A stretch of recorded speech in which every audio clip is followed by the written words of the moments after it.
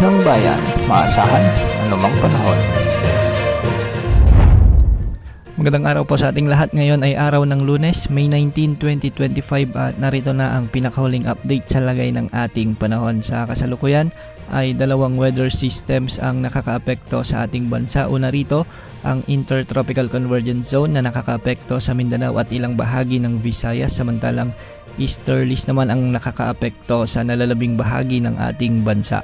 Dahil nga sa pag-iral ng Intertropical Convergence Zone ay makikita natin sa ating satellite animations na maraming lugar sa Mindanao ang nakakaranas ng mga pag-ulan o di kaya naman ay maulap na papawirin, kaya asahan ang kalat-kalat na pag-ulan at posible ang banta ng mga pagbaha o pagguho ng lupa. Samantala, ganitong panahon din ang inaasahan sa may Siquijor, Negros Oriental at Palawan. Pinag-iingat natin ang ating mga kababayan, lalong-lalo na sa Palawan dahil ilang araw nang nakakaranas ng mga pag-ulan sa banta ng mga pagbaha o pagguho ng lupa. Dahil naman sa pag-iral ng easterlies ngayong umaga sa Luzon ay magiging bahagyang maulap hanggang sa maulap naman ang mga kalangitan, ngunit pagsapit ng hapon ay posible na ang mga pag-ulan dulot ng thunderstorms. Posible ang mga kalat-kalat na thunderstorms sa may Cagayan Valley, maraming lugar sa Ilocos Region at Cordillera Administrative Region, ilang bahagi ng Central Luzon at ilang bahagi ng Metro Manila. Ganitong panahon din ang inaasahan sa nalalabing bahagi ng Mimaropa, sa may Calabarzon at ilang bahagi ng Bicol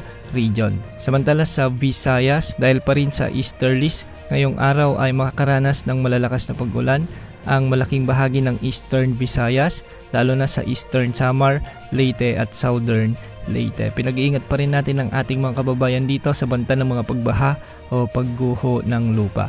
Sa nalalabing bahagi ng Visayas ay magiging bagyang maulap hanggang sa maulap pa rin ng mga papawirin na may mga kalat-kalat na pagulan at kasamang thunderstorms. Samantala magiging banayad hanggang sa katamtaman naman ng mga pag-alon sa mga baybayin sa Luzon at posibleng umabot hanggang 1.8 meters. Ganitong pag-alon din ang inaasahan sa Visayas at Mindanao.